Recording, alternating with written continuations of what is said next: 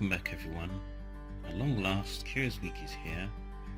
As of this making of this video, it's the 12th of June. And Carers Week basically is a massive campaign done by Carers Week. We have at least a coalition, I suppose, of 8 important carer charities that are engaging to get communities across the UK involved, encouraging people to register at events and pledge support so as to run up to Carers Week 2017.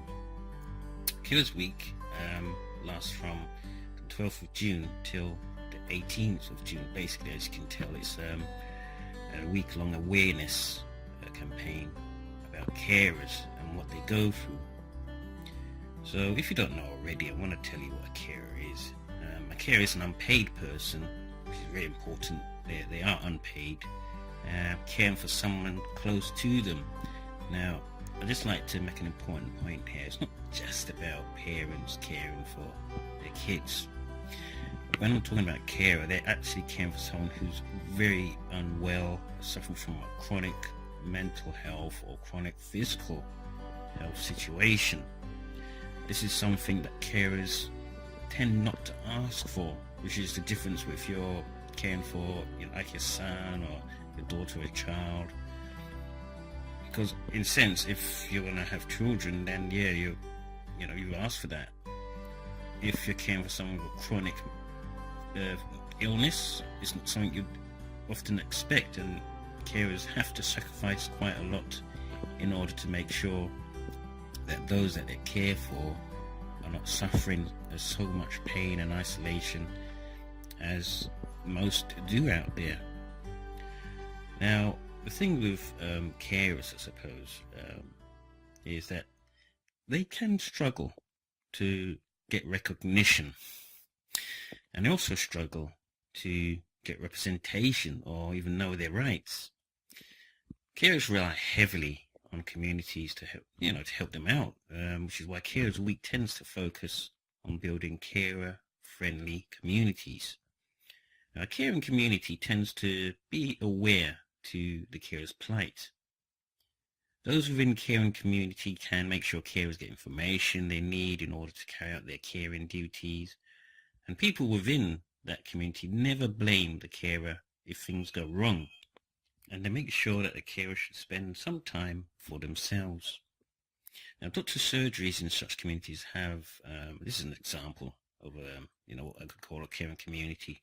Now, doctor surgeries in such communities have, let's say, a carer register, and they try very hard to work with the carer and the cared for person at the same time. So that way we could say that a good doctor, although they have to struggle with patient confidentiality, they do recognize that within that family unit, if there's a carer caring for someone who does need that support of the carer, they will try very hard to work with both of them. They say listen to the carer and they listen to the patient, and they will work very hard for the outcomes that will help both the carer and the cared for. An example of perhaps something that would hurt the carer and the patient is perhaps the confidentiality situation not only hurts the carer but the patient. So okay, the caring role is without a doubt one of the most misunderstood and complex roles around, because no one can really be fully prepared, as I said before, to care for someone at a drop of the hat.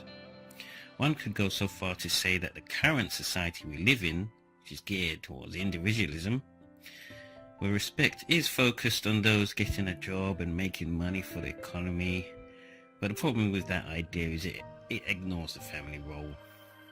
The problem with an individualistic society is it ignores communities. Communities are what makes a good society, and have people generally caring for each other can only make a stronger community. Now, being there for the family, I would say, is a noble, civilized and honourable thing to do. You eventually will care for someone or be cared for ourselves. There's no other way around it. The challenges to the care model has never been greater due to, I'd say, the austerity measures that's currently being passed over in the UK. Pressure is brought to bear on the family. The lack of resources in the NHS leaves more carers fighting hard to limit the cared for needing hospital treatment. With the 6.5 to 7 million carers, too much pressure on carers can lead to a complete collapse of the NHS. But unfortunately, carers do not carry that financial capital. Now, if carers were to pay for services, then I guess more respect will be placed upon them. Remember, carers are unpaid, and they are doing their role within a civilized society, within that family unit, within that community for free. Carers work in isolation. They do not want to see continued harm and suffering placed on those they care for. They work hard to avoid that situation when that cared for has to end up with extra support. It is time to recognize carers and support the carer-friendly communities that help carers and their families. Now, a caring society should be celebrated. No one would want to risk the idea that people should not care for each other. So if you get any time, please make a pledge to the Carers Week site, which is shown here. And thank you for watching this video. I hope to see you again next time.